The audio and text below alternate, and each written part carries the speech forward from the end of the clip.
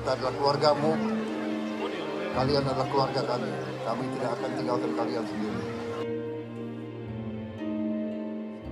Rapat terakhir di Bandung.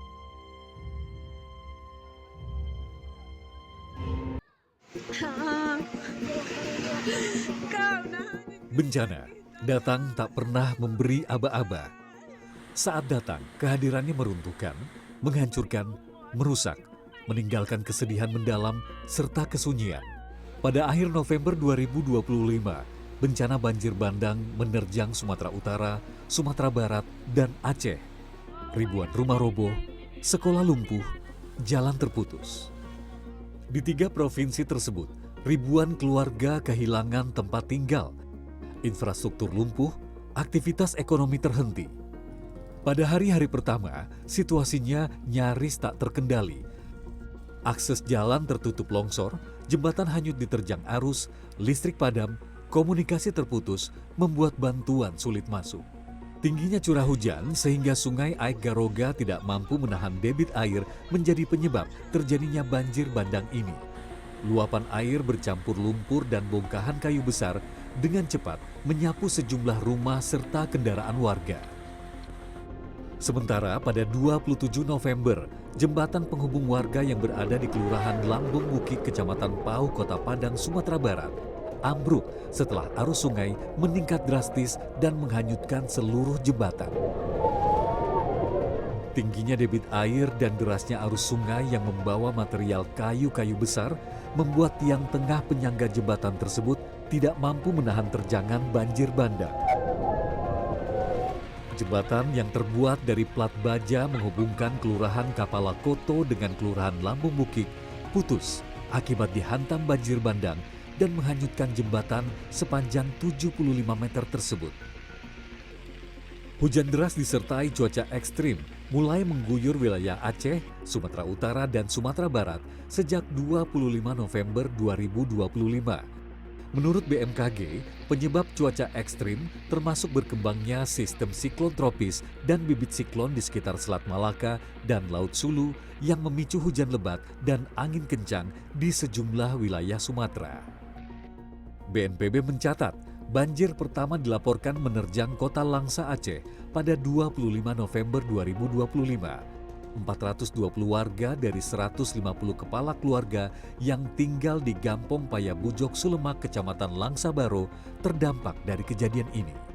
Selanjutnya, BNPB mencatat 4 kabupaten di Sumatera Utara, yaitu Sibolga, Tapanuli Utara, Tapanuli Tengah, dan Tapanuli Selatan, dilanda bencana akibat cuaca ekstrim secara bertubi-tubi pada 24 dan 25 November 2025. Selain korban jiwa, peristiwa ini juga mengganggu kehidupan dan penghidupan masyarakat. Selanjutnya, banjir juga terjadi di Kabupaten Agam, Sumatera Barat setelah diguyur hujan deras pada 25 November 2025. Banjir dan longsor terus meluas di 3 provinsi tersebut hingga akhirnya merendam 52 kabupaten kota. Air bah yang derasnya membawa lumpur hingga gelondongan kayu yang sempat menutup akses di beberapa titik. Pemirsa, saat ini saya berada di Jembatan Aibobo di Kabupaten Gayo Lues. Saya akan memperlihatkan Anda kondisi seberapa parah kondisi salah satu infrastruktur yang terdampak dari bencana banjir dan longsor. Jembatan ini terputus. Lihat, ini rendah hampir mencapai 2 meter sehingga memang tidak bisa dilalui oleh kendaraan warga yang biasanya mengakses jalan ini. Apalagi saya juga masih melihat banyak kayu gelondongan seperti yang ada di sana yang berukuran cukup besar yang ada di sekitar jembatan ini. Otomatis ini juga bisa membuktikan atau menceritakan bahwa banyak dari bantuan seperti makanan dan kebutuhan logistik lainnya yang mungkin tersendat pengirimannya atau deliverynya untuk para warga yang terdampak bencana di tempat ini. Namun dalam situasi genting itu, pertanyaan mengemuka, seberapa cepat negara bergerak? Sebagai mitra pemerintah, DPR RI ikut berperan memastikan seluruh program pemerintah dalam penanganan pasca bencana di Sumatera berjalan lancar sesuai arahan. Di titik itulah, koordinasi lintas kementerian dan lembaga dipercepat, Satgas dibentuk. dan DPR RI melalui fungsi pengawasannya mendorong agar kebijakan serta anggaran darurat segera direalisasikan, bukan sekedar persetujuan tetapi penekanan agar birokrasi tidak berjalan lambat. Pada 30 Desember 2025 saat masih awal bencana terjadi, Satgas Pemulihan Pasca Bencana DPR RI yang dipimpin Wakil Ketua DPR Sufmi Dasko Ahmad menggelar rapat koordinasi rakor bersama sejumlah menteri dan kepala daerah setempat. Rakor Pasca Bencana sebagai sinergi berbagai pihak untuk menyamakan persepsi serta memfokuskan terhadap rencana yang efektif dan efisien dan tidak tumpang tindih. Dasko juga meminta perwakilan dari setiap kementerian dan lembaga ikut terlibat. Rapat Satgas Pemulihan Pasca Bencana ini dihadiri oleh 3 Wakil Ketua DPR RI, Menteri Dalam Negeri Tito Karnavian, Menteri Pekerjaan Umum Dodi Hanggodo, Menteri Keuangan Purbaya Yudi Sadewa, Kepala Staf Angkatan Darat Jenderal TNI Maruli Simanjuntak, Direktur Utama PLN, dan Telkomsel. Teman-teman dari TNI, dari Polri, dari Pemda, dari relawan dan sebagainya yang telah bekerja keras. Dalam pemulihan pasca bencana ini kita perlu kemudian bersama-sama melakukan koordinasi untuk fokus terhadap yang akan ditangani dalam pemulihan pasca bencana. Sehingga perlu kemudian kementerian dan lembaga, Pemda dan DPR serta BUMN bersinergi untuk menyamakan persepsi. Menegaskan kehadiran pemerintah, pada 13 Desember 2025, Presiden Prabowo Subianto datang menyapa para pengungsi korban bencana di Kabupaten Langkat, Sumatera Utara. Prabowo menyampaikan bahwa para pengungsi adalah keluarga yang tak akan ditinggalkan. Prabowo memastikan pemerintah akan terus memantau perkembangan lokasi bencana dari hari ke hari. Karena saudara-saudara adalah bagian dari kami semua. Kita adalah keluargamu, kalian adalah keluarga kami. Kami tidak akan tinggalkan kalian sendiri. Semua petugas, semua relawan yang bekerja keras, terima kasih. Yang sudah belasan hari di sini bekerja. Terima kasih semuanya. Banjir dan longsor membuat ribuan warga berubah status jadi pengungsi. Seperti di pos pengungsian Desa Kampung Gumpang Lumpuh, Kecamatan Putri Betung, Kabupaten Gayo Luwes, Aceh. Dari data di pos pengungsian, 11 kecamatan di Gayo Luwes terdampak bencana. 33.818 jiwa dari 10.041 keluarga, 33.818 jiwa dari 10.041 kepala keluarga terdesak harus mengungsi. Pemirsa, saat ini saya ada di salah satu posko pengungsian yang ada di Gayo Luwes. Sejak hari pertama bencana, ada sekitar 33.000 jiwa yang mengungsi di tempat ini akibat bencana banjir dan longsor beberapa waktu lalu.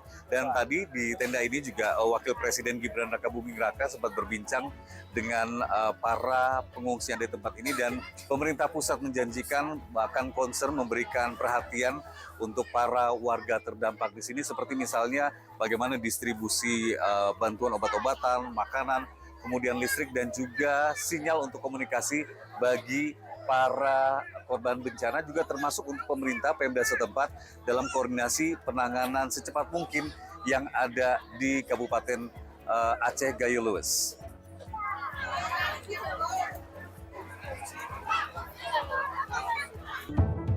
Tak hanya sekali, pihak DPR RI melakukan rapat koordinasi atau rakor penanganan bencana, termasuk rakor terkait rehabilitasi dan rekonstruksi pasca bencana Sumatera. Pada 18 Februari 2026, pimpinan DPR RI menggelar rapat bersama dengan Satgas Pemulihan Pasca Bencana di Gedung Nusantara 4 DPR RI. Agenda rapat ini adalah evaluasi penanganan pasca bencana alam di Sumatera untuk menyambung rapat terakhir Satgas di Banda Aceh beberapa waktu lalu. Pada rapat sebelumnya di Banda Aceh, DPR dan pemerintah menargetkan roda pemerintahan dapat pulih sebelum Ramadan. Selain itu, Dasko mengklaim saat ini sudah tidak ada lagi daerah terisolir, khususnya di Aceh. Saat rapat terakhir di Banda Aceh, tanggal 10 Januari 2026, yang mana pada saat itu Ada beberapa kesimpulan rapat, yaitu yang pertama bahwa kita targetan sebelum bulan puasa roda pemerintahan di seluruh daerah Aceh sudah berjalan, dan alhamdulillah kita monitor bahwa hanya tinggal sedikit yang masih tersendat-sendat jalannya. Ketua Satuan Tugas Rekonstruksi dan Rehabilitasi Percepatan Bencana Sumatera sekaligus Menteri Dalam Negeri Tito Karnavian mengatakan pemerintah mengucurkan dana sebesar 4,7 triliun rupiah untuk membantu warga mendapatkan hunian. Dana bantuan untuk perbaikan rumah rusak ringan 15 juta rupiah dan rusak sedang 30 juta rupiah. Untuk rumah rusak berat, warga diberikan pilihan tinggal di Huntara dan Antara atau di rumah keluarga korban atau rumah sewa. Bagi warga yang memilih tinggal di rumah sewa atau rumah keluarga korban, pemerintah memberikan bantuan Rp600.000 selama 3 bulan. Kita menggunakan strategi pendataan bergelombang. Jadi berapa dapatnya dulu daripada mereka tinggal di tenda, udah siapkan Huntara, sambil yang nggak mau di Huntara, yang pengen di rumah keluarga atau kontrak, diberikan DTH, dana tunggu hunian. Yang penting mereka nggak lama-lama di tenda. Sementara itu, ribuan warga korban terdampak bencana banjir dan longsor di sejumlah tempat di Sumatera sudah menempati hunian sementara seperti di kawasan Masjid Darussalam Kampung Simpang 4, Kecamatan Karangbaru, Kabupaten Aceh Tamiang, Aceh, dan di Kecamatan Batang Toru, Kabupaten Tapanuli Selatan, Sumatera Utara. Rata-rata mereka mengaku bersyukur bisa menempati Huntara setelah sebelumnya tinggal di tenda darurat. Sekarang kan alhamdulillah akhirnya setidaknya lumayan lah untuk kami, Pak. Juga kami juga punya dikasih dapur, dikasih tempat tinggal yang lumayan sangat-sangat membantu bagi kami. Kalau tanggapan saya alhamdulillah ya, karena begitu ikut campurnya DPR dalam rekonstruksi pembangunan di Huntara Kabupaten mungkin karena ikut campurnya DPR ini bisa pembangunan akan lebih cepat. Terima kasihlah sama Bapak DPR semua yang mendukung kami, mengayomi kami masyarakat Garoga yang kena bencana. Berdasarkan data BNPB pada 11 Februari 2026, jumlah pengungsi akibat bencana hidrometeorologi di Aceh, Sumatera Utara, dan Sumatera Barat pada akhir November 2025 lalu sudah berkurang sebanyak 95% dari jumlah puncak. Berdasarkan data dari lapangan, jumlah pengungsi tersisa 47.462 jiwa yang tersebar di beberapa titik. Untuk mempercepat pemulihan pasca bencana, menjaga keberlanjutan layanan publik, serta mendukung stabilitas ekonomi di wilayah terdampak, pemerintah akan menyalurkan tambahan dana transfer ke daerah atau TKD sebesar Rp10,65 triliun untuk wilayah terdampak bencana di Sumatera mulai akhir Februari dengan skema relaksasi tanpa syarat salur dan dicairkan bertahap. Pemerintah akan mentransfer anggaran tambahan TKD pada 3 provinsi, yakni Sumatera Utara, Aceh, dan Sumatera Barat, di luar penyaluran TKD reguler. Pemerintah memastikan fleksibilitas penyaluran TKD diberikan agar daerah memiliki ruang fiskal yang cukup dalam menangani dampak bencana. Kita lihat di Januari tahun 2026 tuh keadaan keuangan daerah cukup. Di Aceh itu ada 3,5 triliun, Sumatera Utara provinsi ada 4,5 triliun, Sumatera Barat ada 1,8 triliun. Jadi mereka punya cash 9,9 triliun. Jadi kita pastikan waktu itu uang bukan masalah bagi mereka untuk membangun. Bagi pihak DPR di gedung parlemen, pengawasan bukan sekedar formalitas. Ia adalah tanggung jawab moral. Intinya data bencana atau data korban bencana atau data wilayah bencana ini harus rapi dan dipastikan supaya tidak salah sasaran di dalam pelayanan pengiriman bantuan, supaya tidak tersendat dan semuanya bisa terselesaikan sebagai wujud negara hadir. Maka dari itu, sekali lagi kita tidak hanya perlu respon atau pembangunan secara cepat, tetapi juga perencanaan yang matang atas lokasi-lokasi yang memang sangat potensial menghadapi bencana setiap tahunnya. Baik, itu kira-kira pendataannya berapa lama ya Bu? Karena kalau dia semakin cepat, artinya kemudian fasilitas-fasilitas hak-hak yang akan diberikan kepada rakyat yang terdampak kan semakin cepat. Ya Pak, kami berencana sekitar 2 minggu Pak, akhir ini bulan ini selesai kalau pendataan lapangan. Boleh minta seminggu nggak? Ini Kasatgasnya bilang kalau 2 minggu kelamaan, karena ini baik, kan baik. waktu ke waktu, sementara kita ini tadi dari hasil pembicaraan kita akan menargetkan seluruh daerah tersentuh secara bertahap dan mitigasi bisa terselesaikan sebelum Lebaran ini. Upaya pihak DPR RI mengawal program pemerintah untuk rehabilitasi dan rekonstruksi pasca bencana banjir dan longsor di Sumatera bukan sekedar tugas politik, melainkan panggilan kemanusiaan. Pada akhirnya, rekonstruksi bukan hanya soal membangun kembali dinding dan jembatan, tetapi juga memulihkan rasa aman dan kepercayaan rakyat kepada negaranya. Dari puing-puing yang tersisa akan tumbuh keteguhan baru. Sumatera akan kembali berdiri bukan sekedar lebih kuat dari sebelumnya, tetapi juga lebih siap menghadapi masa depan dengan solidaritas yang terjalin antara rakyat, pemerintah, dan wakilnya di parlemen sebagai fondasi harapan yang tak mudah runtuh. Kita perlu mengapresiasi dari langkah dan kerjasama yang besar lintas koordinasi pusat dan daerah. Tujuannya agar negara tidak boleh kalah cepat dari bencana. Negara dengan segala daya upayanya memperbaiki tata kelola. Tim CNN Indonesia.